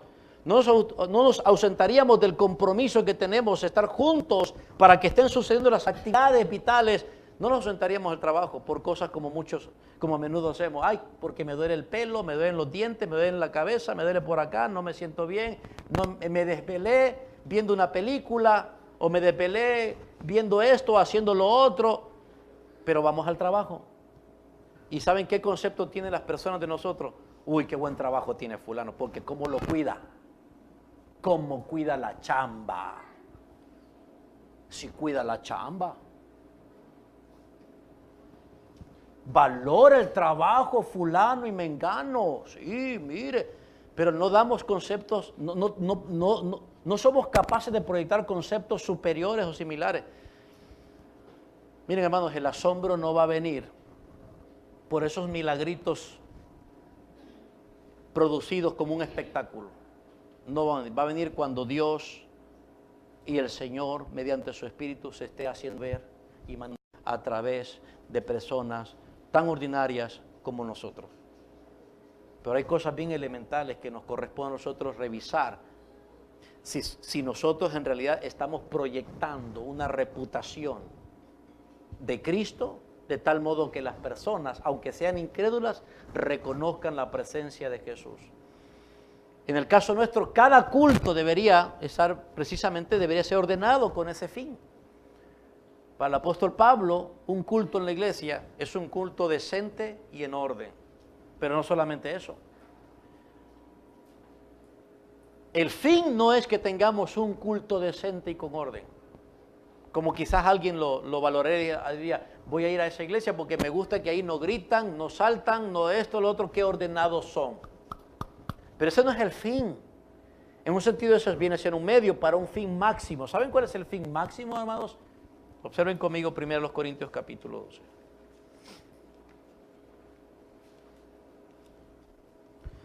Primero los Corintios capítulo 14.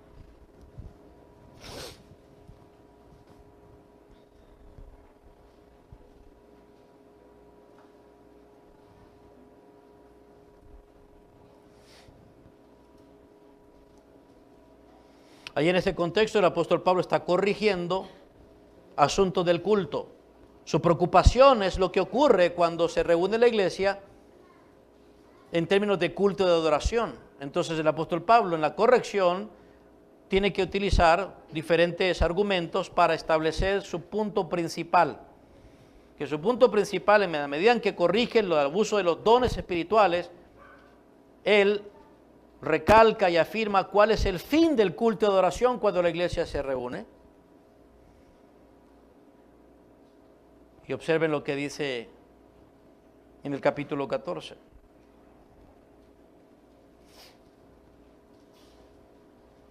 Versículo 23, entre otros versos, para que nada más comunicarles la idea aquí. Si pues toda la iglesia se reúne en un solo lugar y todos hablan en lenguas y entran indoctos o incrédulos, no dirán que estáis locos. Ahí está corrigiendo el mal uso o el abuso del don de lenguas, de idiomas que en aquel tiempo Dios había dado como señal para los incrédulos.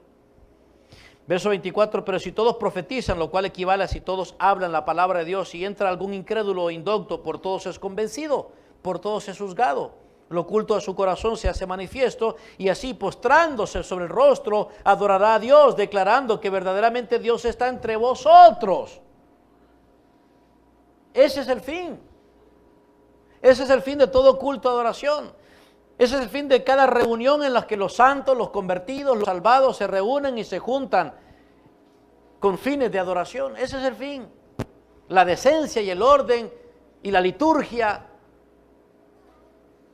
y la concentración, o sea, tanto que procuramos de que no se estén levantando, que para acá, que los niños para acá, que no estén comiendo mientras están en el culto, todas esas cuestioncitas de, digamos así, de decencia, de orden, no son el fin. El fin es que las personas junto con nosotros, ¿saben qué? ¿Saben qué, hermanos? Declaren que verdaderamente Dios está entre nosotros. Ese es el fin. En otras palabras, que haya una experiencia de asombro. Dios está entre nosotros. Así deberían reaccionar con nosotros nuestros familiares, nuestros vecinos, nuestros amigos y aún nuestros enemigos. Nuestra reputación como iglesia debe ser tan buena que debemos ser capaces, hermanos, de infundir temor en la comunidad, así como los miembros de la iglesia en Jerusalén lo hicieron. Versículo 43, regresamos a Hechos, dice que sobrevino temor a toda persona. ¿Por qué? Porque estaban viendo y conociendo a personas cambiadas por el Señor. El versículo 47 recalca que estaban teniendo favor con todo el pueblo. Favor, gracia. Tiene que ver con la reputación, hermanos. Gracia. O sea, había mejor disposición de las personas. Ahora, aunque todavía habían incrédulos, pero ahora había una mejor disposición para poder escuchar las enseñanzas de Jesús, para poder intercambiar relacionados con la fe y la doctrina apostólica. O sea, todo el quehacer y el ser de la iglesia es para abrirse camino a que Jesús sea conocido. No abrirse camino a una reputación de que tenemos dinero, o que tenemos acá, o que somos por allá, sino más bien abrirse camino. Esa reputación allana el camino para que los incrédulos que están asombrados o tienen un cierto grado de respeto por la iglesia nuestra, se dispongan y digan, no, yo sé que sí puede hablar conmigo. Nos atrevemos más a hablar porque esa persona está más disponible, más dispuesta, por el criterio que tiene de nosotros. Que de no serlo diría, no, ustedes son como los demás, no quiero escuchar cristianos, no quiero que me hablen nada de eso, todos son iguales. Pero Dios, obrándonos, llevándonos a actuar como tenemos que actuar, viviendo como tenemos que vivir, dejando que la palabra de Dios esté haciendo lo que tiene que hacer entre nosotros, manifestando que Cristo está edificándonos, estamos saliendo 2 pasos, para que así no tengamos, hermanos, o sea, ni siquiera tenemos que preocuparnos de, ay, ¿cómo le digo a fulano que soy cristiano? Ya se ha abierto paso, naturalmente se ha ido allanando el camino. A menudo no hablamos de Jesús porque nos da pena. ¿Y por qué creen que nos da pena? Porque damos mal testimonio. No hablamos con otros sobre nuestras creencias cristianas porque tenemos una mala reputación con ellos, ¿verdad? Y nuestra conciencia nos apunta y dice, no, mejor cállate. No hables, no digas nada. No, sé como todos los demás. Compórtate igual que todos los demás. Porque de todas maneras, nunca le vas a testificar. ¿Y cómo le vas a testificar? El camino se allana, el acceso al incrédulo, que aunque es incrédulo, se allana a través del buen testimonio, de la reputación. Y esta reputación tiene que ver con cómo nosotros estamos, amados míos, siendo edificados por Cristo. Nuestra experiencia como iglesia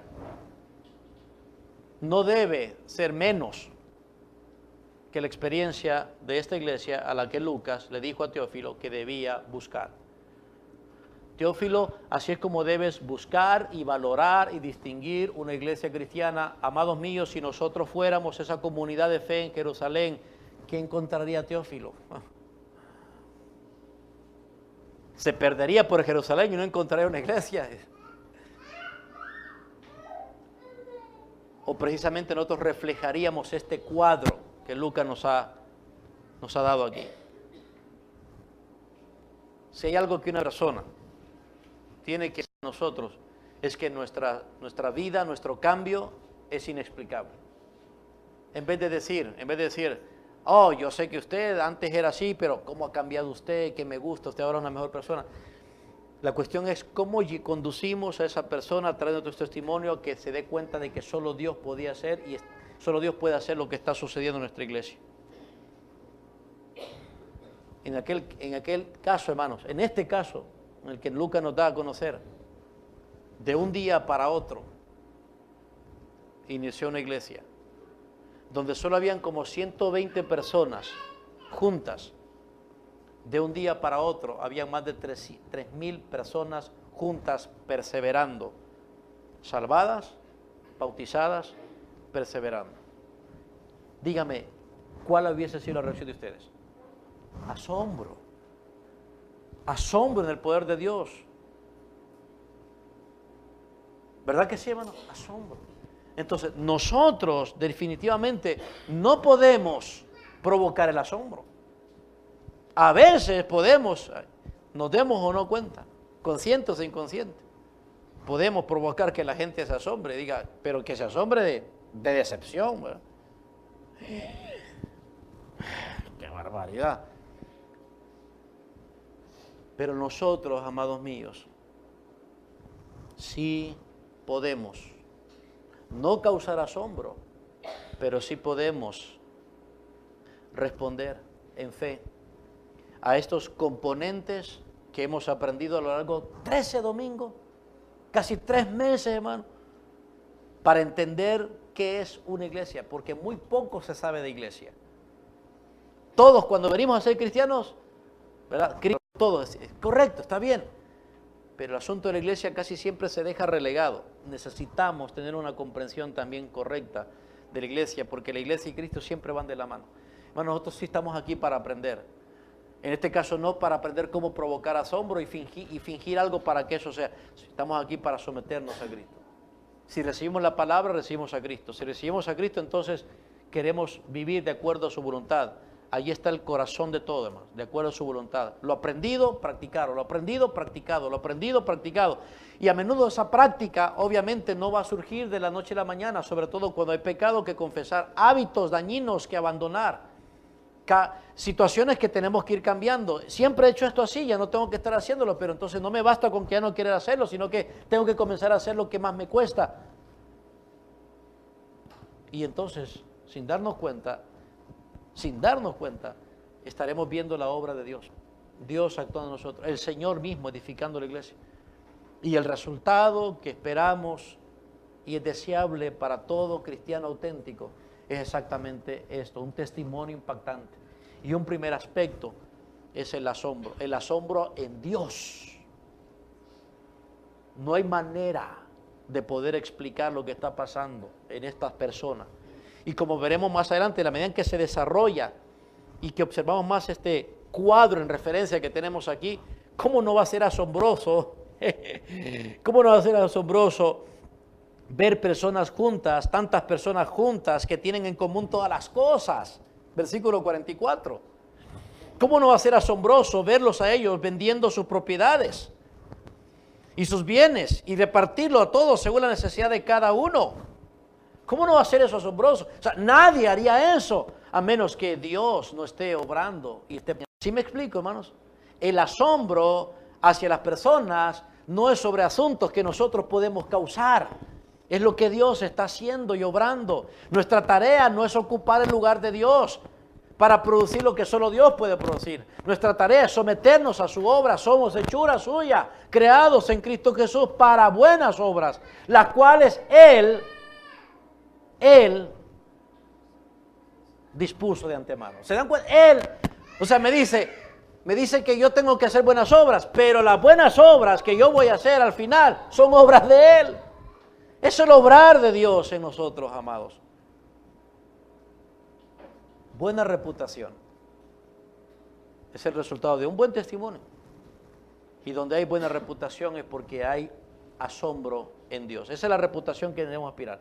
No la reputación de que me respeten porque soy Rafael, yo el pastor de la iglesia. O soy yo fulanito, el maestro, o soy esto porque soy de los más antiguos. O soy, no. Asombro porque Dios sin duda está presente en la vida de toda esta iglesia. Así que tenemos que, mira hermanos, tenemos que ser muy cuidadosos y dejar ya de provocar en las familiares, en los amigos y en los vecinos, a manera de aplicarlo, debemos de evitar, alimentar en nuestros familiares, amigos y vecinos razones para poner en entredicho nuestra reputación. Debemos evitar cada cosa que vamos a hacer, cada decisión que vamos a tomar, tenemos que pasarla por el filtro de la sabiduría del Señor y por el deseo de que podamos dar buen testimonio como comunidad cristiana, que podamos impactar, en vez de crear o poner en la mente de las personas un sentido de reputación bastante bajo.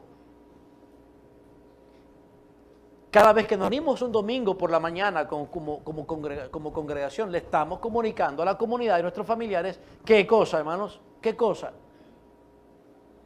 Nuestro testimonio le está comunicando a ellos que somos cristianos, comprometidos, perseverantes, dedicados a las cosas espirituales, entregados al aprendizaje. ¿Me comprenden? No podemos estar diciendo eso toda la vez, no voy a ir hoy porque tengo el cumpleaños de mi nietecito, porque tengo la graduación de fulanita, porque tengo que quedarme lavando ropa, o porque ayer no dormí bien, pero hoy quiero dormir más.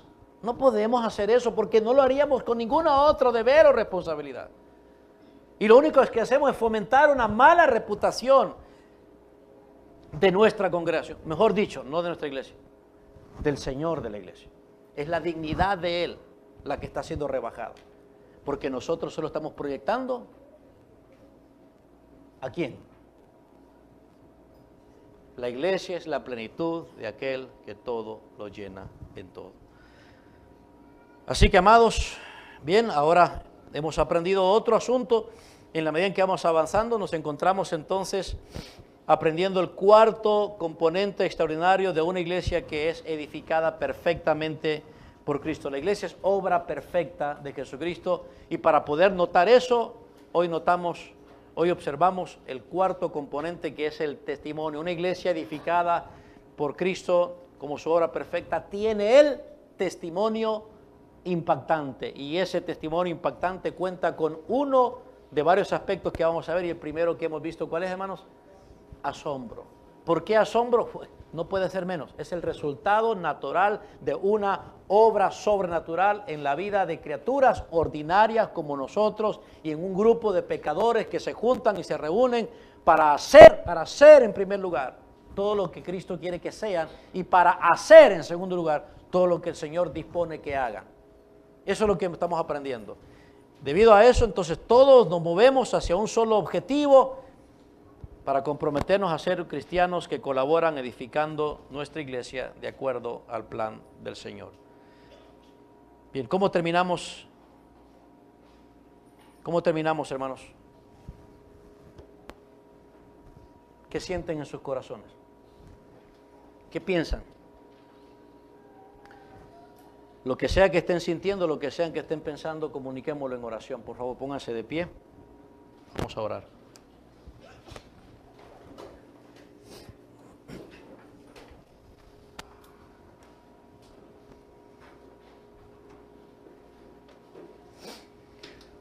Bien, cerremos nuestros ojos, amados, y concentremos el pensamiento, pongamos nuestra atención, la voluntad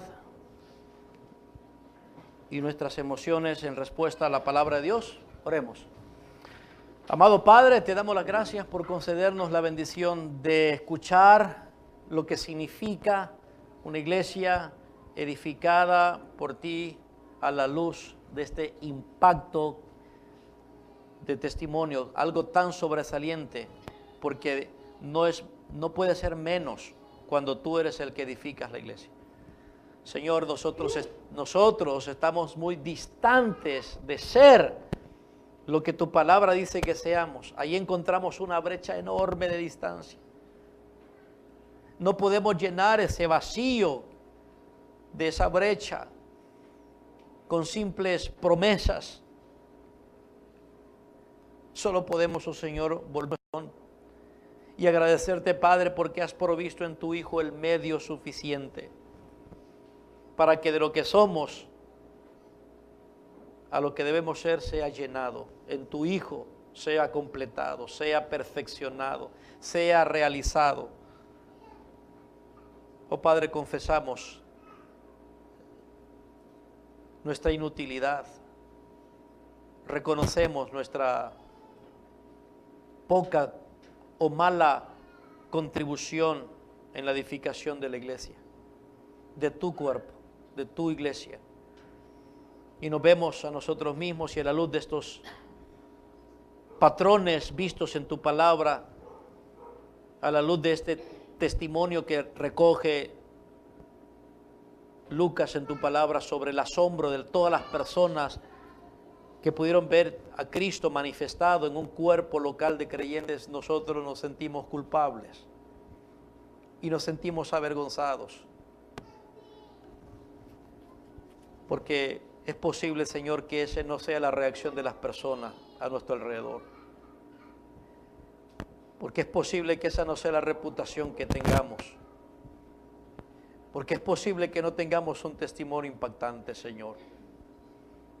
Y nos vemos aquí fracasados. Y probablemente mientras escuchábamos tu mensaje siendo entregado, predicado, nuestra carne se oponía y se resistía, y queremos tratar de evadir y escondernos y tratar de justificar y excusarnos, pero al final de todo, Señor, la obra de convicción es de tu Espíritu. Y si ese es el caso, entonces restaura. Tráenos, oh Señor, a la confesión, al arrepentimiento que tú das, que procede de ti, para ser librados, oh Señor, de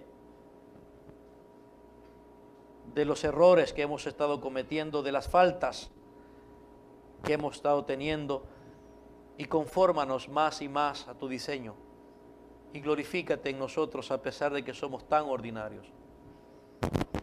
Y provoca como resultado de tu obra en nosotros un impacto en nuestro testimonio.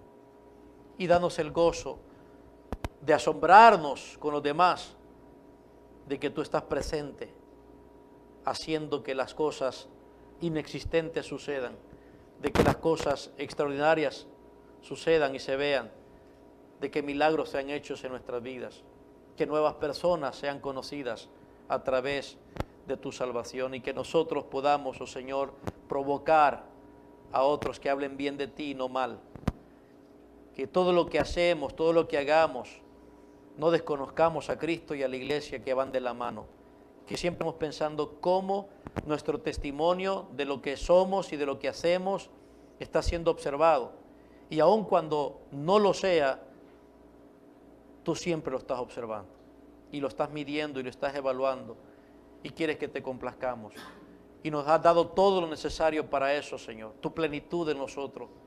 Por favor, danos fe en ti más y más, para actuar de acuerdo a ese llamamiento, para existir de acuerdo, Señor, a esta descripción, para poder ver estos resultados en nosotros. Oh Padre, te lo pedimos. Te damos gracias por tu fidelidad, por Jesucristo nuestro Señor. Nos consagramos a lo que hoy hemos aprendido. Y todos decimos amén y amén. Dios les bendiga, amados.